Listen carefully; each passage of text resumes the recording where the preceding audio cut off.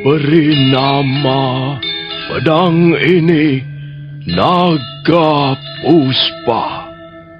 Selamatkan dia. Jangan sampai jatuh ke tangan pendekar berwatak jahat.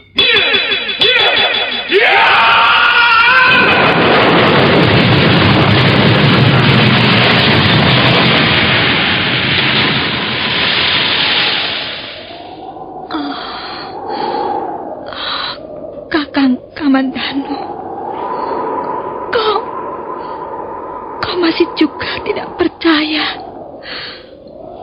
bahwa aku mencintaimu. Meisin, maafkan aku, Meisin. Meisin. Meisin!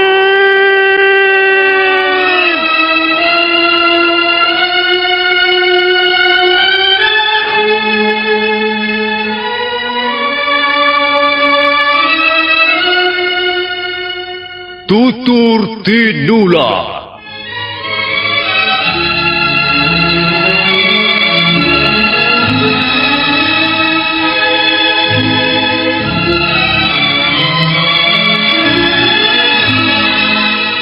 Sebuah sandiwara radio serial, produksi Sanggar Cerita dan teater Sanggar Prativi. Sebuah kisah dengan latar belakang sejarah runtuhnya Singasari dan berdirinya Kerajaan Majapahit.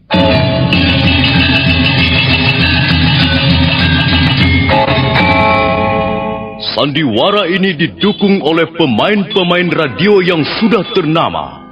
Ferry Fadli, Ivone Rose, dan Eli Ermawati.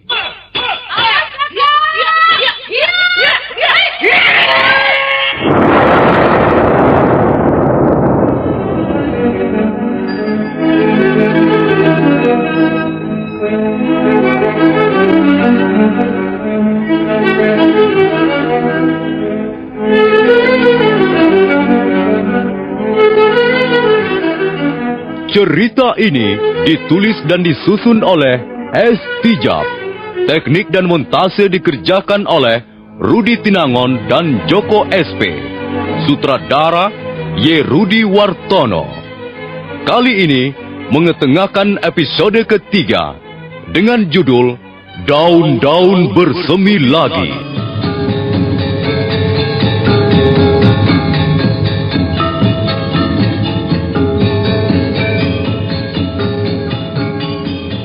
Dalam seri yang ke-65 ini didukung oleh para pemain Ivone Rose sebagai Sakawuni, Wenda sebagai Jaran Bangkal, Surya Tanjung sebagai Jaran Lejong, M. Pratomo sebagai Kebo Kluyur, Idris Afandi sebagai Macan Kombang, Narto sebagai Adisara, Haryoko sebagai Empu Renteng, dan pembawa cerita Nusri.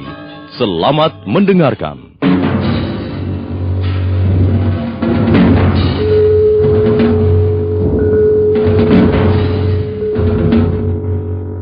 Jaran Lejong dan Jaran Bangkal bersiap-siap dengan kuda-kudanya. Tak lama kemudian, Sakawuni melompat turun sambil berkaca pinggang. Seperti inikah orang-orang yang tidak mau tunduk pada pimpinannya sendiri? Kami tidak pernah tunduk dan diperintah oleh seorang perempuan. Daripada kami tunduk pada perempuan, lebih baik kami bersembunyi seumur hidup karena malu. Kalian terlalu meremehkan martabat wanita. Kalian lupa bahwa kehadiran kalian di muka bumi ini berkat jasa seorang wanita. Sudahlah. Jangan banyak cincong. Kalau kau ingin kami tunduk, ayolah. Buktikan bahwa dirimu lebih kuat dari kami, sehingga memang pantas kami tunduk. Kalian tidak takut aku akan melaporkan pada pimpinan kalian bahwa kalian telah membangkang perintahnya? Pimpinan kami tidak akan mau percaya laporanmu. Kau belum tahu rupanya bahwa kau mendapat angin baik karena Tuan Kebo Mundarang. Tapi Patih Kediri itu besok pagi sudah tidak ada lagi bersama kita. Dia sudah kembali ke kota Kediri. Dan kau tak akan bisa bersombong-sombong lagi di depan kami. Kalau begitu, aku terpaksa membuktikan bahwa aku memang lebih kuat dari kalian. Sakauni, sekarang ini kaulah yang harus bertekuk lutut di depan kami. Kaulah yang harus menuruti perintah kami. Kau orang baru, jangan banyak lagak. Kalau kau tak ingin mendapat gangguan, kau harus mau menuruti perintah kami. Cepat pergi tinggalkan kami. Dan jangan sekali-kali berani mengatur lagi kami. Cukup jelas? Wah, jelas sekali. Tapi sayang sekali bahwa aku tak sudi menyerah. Akulah pimpinan kalian dalam tugas melacak 2 orang pelarian itu. Dan sekarang, kuperintahkan agar kalian segera naik ke atas kuda. Kurang ajar. Bicaramu semakin memerahkan telinga. Ayo, Kakang Jaran Bangkal. Tunggu apa lagi? Sakauni, bukan salah kami kalau nanti kami terpaksa membuatmu malu seumur hidup. Kalau kau dapat kami kalahkan, kami tidak akan membunuhmu, tahu? Kami hanya ingin membuktikan apakah kau ini benar-benar seorang perempuan yang lengkap, yang bisa juga menyenangkan hati laki-laki. Dasar pendekar jorok. Pikiranmu yang kotor itulah yang akan membuatmu celaka.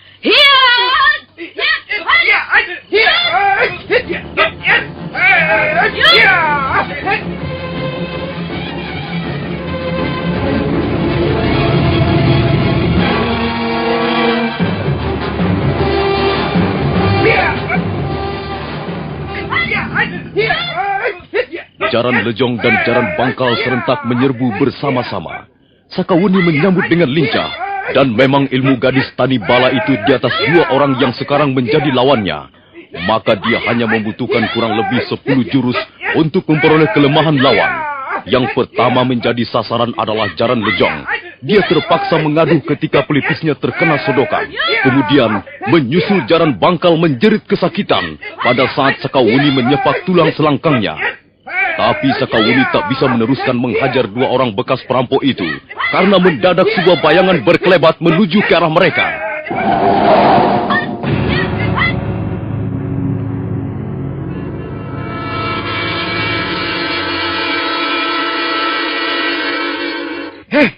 Ada apa ini? Jaran Lejong. Dan kau Jaran Bangkal, mengapa kalian jongkok di situ? Apa yang telah dilakukan perempuan Nedan ini pada kalian? Perempuan itu memang sinting, gendeng. Cara bertarungnya liar dan jorok. Iya, lihat saja dia. Dia berani menyepak selangkanganku. Kurang asem. Bukankah itu semua akibat mulut kalian yang kotor? Mau tambah lagi? Hah? Tambah lagi?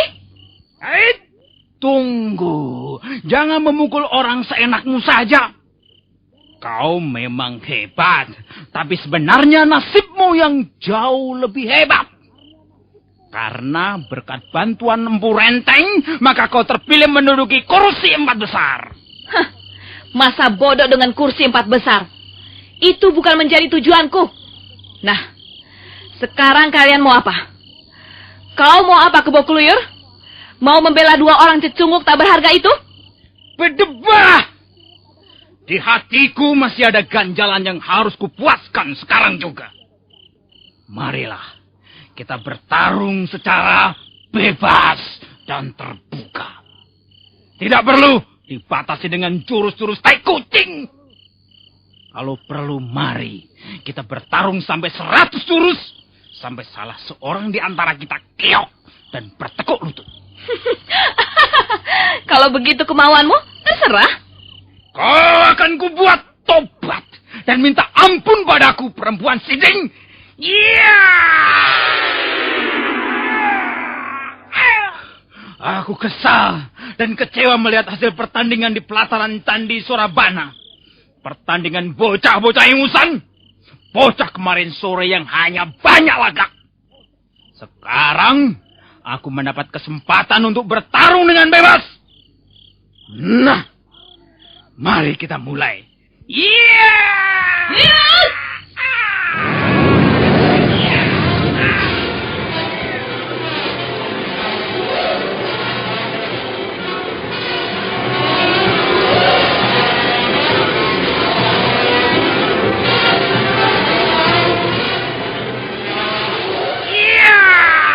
Kali ini Kebo Kluyur bertarung dengan lebih gigih dan tak terkendali.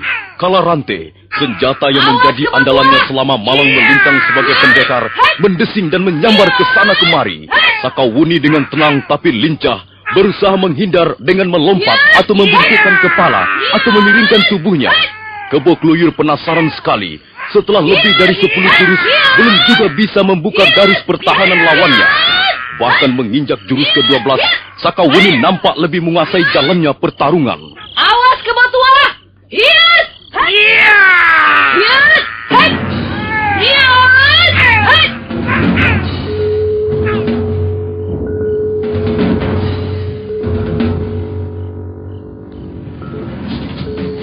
Minggirlah, Paman Kebo Kluyur. Aku pun mempunyai ganjalan dengan perempuan liar ini. Kau juga ada di sini, Atisara? Iya, aku melihat apa yang terjadi di tempat ini.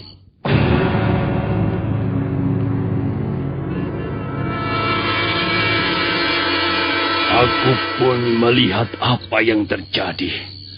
Perempuan Edan itu memang hebat. Tapi sekarang dia akan mampus di tanganku. Biar aku saja yang menghadapinya, Macan Kombang. Untuk apa kau bersusah payah, Adisara? Biar aku saja yang membalaskan sakit hati kita. Kalian akan melihat nanti bagaimana aku membuat perempuan liar itu melolong-lolong minta ampun. Tapi Macan Kombang, aku pun ingin membalas sakit hatiku dengan tanganku sendiri. Serahkan saja soal itu kepadaku, Adisara. Kau harus memberi kesempatan padaku, Macan Kombang. Aku tidak rela orang-orang menganggap remeh jurus setan rebutan sajen. Aku tidak rela pendekar dari Sila Bunga jatuh pamornya gara-gara perempuan sinting ini. Adisara, mengapa kau tidak mau bersabar? Tahanlah dirimu barang sedikit, Mengapa bukan kau yang bersabar, Macan Kombang? Aku datang lebih awal di tempat ini.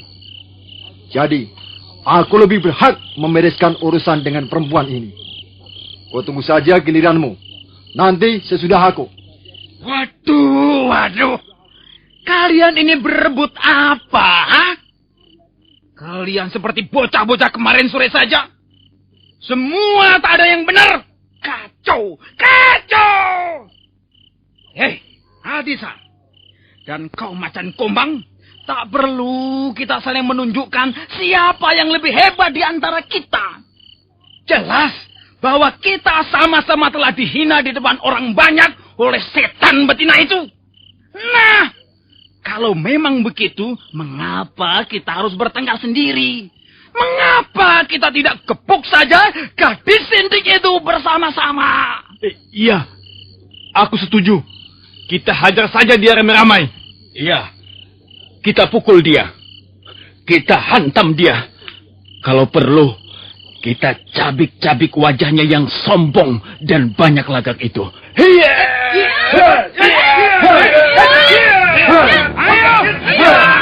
Akan kemang! Tunggu apa lagi?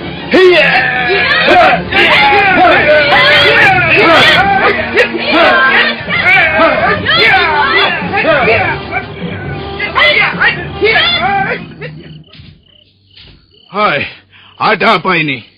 Mengapa kalian mengeroyok Sakawuni? Iya, aku tahu. Barangkali kalian merasa tidak puas atas keputusan Tuan Kepumundarang. Kalian tidak rela kursi 4 besar akhirnya jatuh ke tangan gadis berbau kencur ini. Bukankah demikian? Kami hanya ingin mencoba sampai di mana dia menguasai jurus lengan 1000. Tapi mengapa kalian main keroyok? Itu namanya tidak adil dan tidak satria. Kalian mestinya merasa malu karena telah mengeroyok seorang gadis yang pantasnya cocok menjadi anak kalian sendiri. Empu Renteng, apa kerjamu di tempat ini? Atisara. Aku hanya ingin berjalan-jalan saja. Dan secara kebetulan melewati tempat ini. Sudahlah. Urusan ini jangan dipanjang lebarkan. Sakawuni, pergilah meneruskan tugasmu mencari 2 pendekar asing itu. Iya, Memang tak ada perlunya aku berlama-lama di sini. Tapi aku tak sudi berjalan bersama Jaran Lejong dan Jaran Bangkal. Mereka membuatku muak.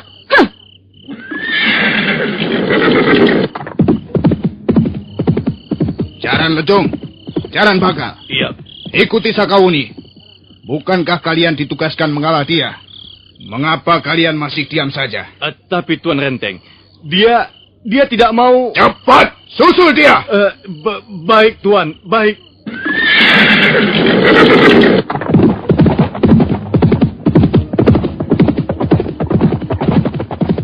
Nah, bagaimana sekarang? Kebukluyur, Macan Kumbang, dan kau Adisara. Barangkali kalian merasa tidak puas. Barangkali kalian menyimpan sebongkah ganjalan di hati kalian masing-masing. Ya. Terus terang aku tidak puas. Kau selalu membela gadis sinting itu. Ya, kau selalu berat sebelah. Di pelataran Candi Sorobana, kau sudah menyudutkan kita. Hingga kita terpaksa kehilangan muka di depan pendekar lain. Dia pasti ada hubungan khusus dengan Sakawuni itu.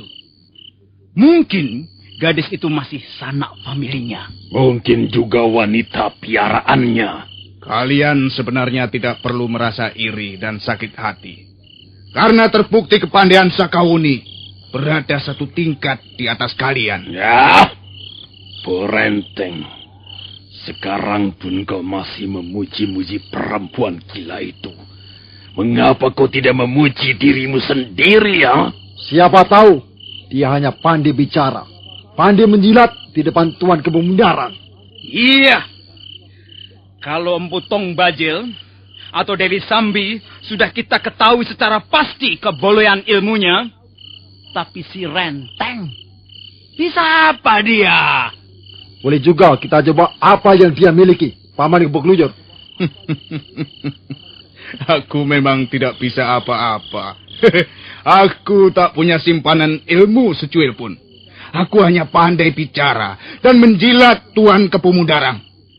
Itulah sebabnya aku bisa menduduki salah satu di antara kursi 4 besar. Ya, boleh jadi begitu. Buktinya, pada saat semua orang turun gelanggang menggempur 2 pendekar asing itu, dia malah enak-enak duduk. Macan Kumbang, Adisara, dan kau Kebukluyur. Sebenarnya tak ada perlunya kita saling mengunggulkan diri kita masing-masing. Tapi karena kalian bertiga sudah memojokkan aku, dan aku harus menjaga kewibawaanku sebagai salah seorang di antara 4 besar, maka, ya, terpaksa. Nah, sekarang marilah kita mengadu ilmu. Supaya kalian tidak penasaran setelah kalian pulang kembali ke tempat kalian masing-masing. Bagus, bagus. Memang aku akan tetap penasaran sebelum melihat sendiri sejauh mana kemampuan ilmu yang dikuasai Empu Renteng. Ayo, kita mulai saja. Cabutlah pedangmu. Jangan kau biarkan senjata itu menjadi barang pajangan yang tak berguna. Sayang sekali Kebukluyur. Rasanya sekarang belum saatnya aku menggunakan jurus pedang kuning untuk meyakinkan kalian. Tapi kalian tidak usah khawatir. Bukankah berarti aku tidak melayani kalian secara bersungguh-sungguh?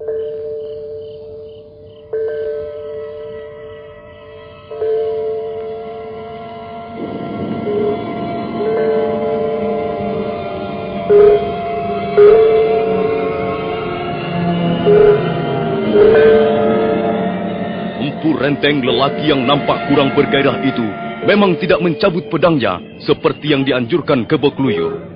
Pedang itu dibiarkan saja tergantung-gantung di pinggangnya yang ramping. Tapi mulut laki-laki kurus itu segera nampak berkomat-kamit sebentar. Lalu kedua tangannya mengepal dan mendadak kedua belah kakinya menggenjot bumi sekeras-kerasnya. Iya!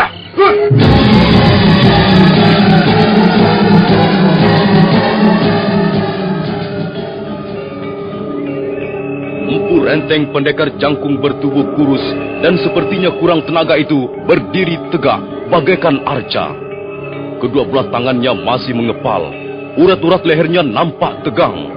bibirnya menyungging senyuman tipis, namun matanya memancarkan kekuatan aliran darah dan warna putihnya menjadi merah. Mata itu menyorot tajam ke arah Kebo Kluyur. Nah, Kebo Kluyur, aku sudah siap. Kalau kau memukul, silakan.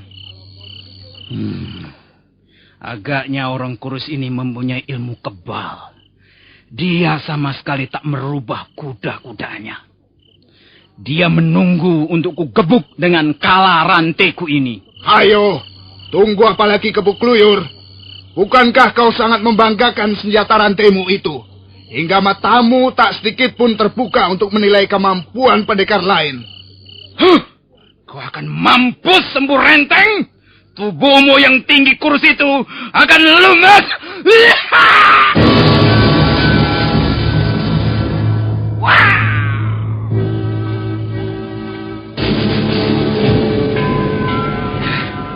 Benar dugaanku. Dia menggunakan ilmu kebal. Hei, ayo, mengapa berhenti? Rasanya enak sekali pukulanmu tadi Kebo Kluyur. Seperti dipijit tangan-tangan gadis perawan. Ayo, pilihlah mana yang kau suka. Punggung, perut, atau kaki. Pilih sendiri saja. Mampus kau Renteng!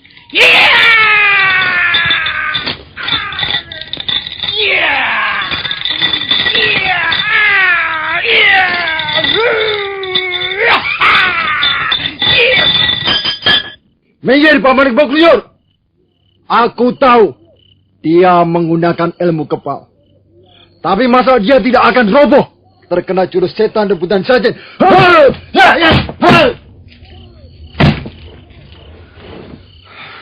Oh, kurang ajar. Tanganku seperti membentur besi. Aduh, sampai kesemutan. Ayo, pukullah sesuka hatimu, Adisara. Bukankah kalian pendekar paling hebat? Kalau kalian merasa tidak puas, datang ke Candi Sorabana. Nah, puaskanlah hati kalian di tempat ini. Jangan congkak, Bu Renteng.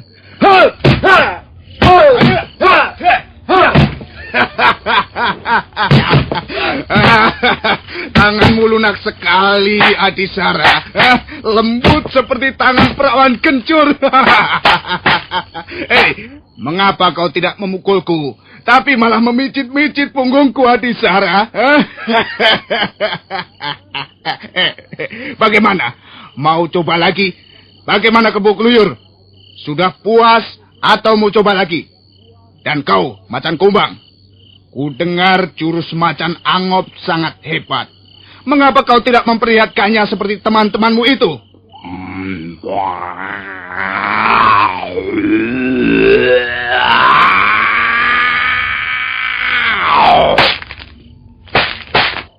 Sudahlah, Macan Kumbang! Dia memang mempunyai ilmu kebal yang tangguh.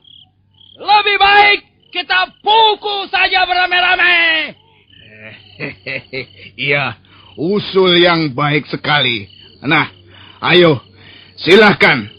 Silahkan memukulku bersama-sama. Tidak bakal aku tinggal gelanggang colong pelayu. Tidak bakal Empu Renteng kabur.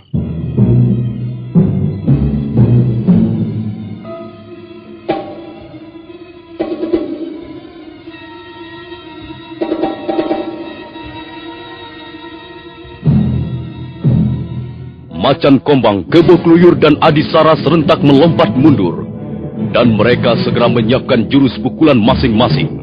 Sementara itu, Empu Renteng tetap tegak berdiri tak bergeming sedikit pun. Nah, para pendengar sekalian, bagaimana kelanjutannya? Apakah ketiga pendekar itu mampu menembus ilmu kebal Empu Renteng yang terkenal dengan sebutan Belabak Pengantolan? Dan bagaimana dengan nasib dua pelarian orang asing, pendekar Lo dan Mesin istrinya? Silakan menunggu jawabannya dalam seri berikut. Sampai jumpa.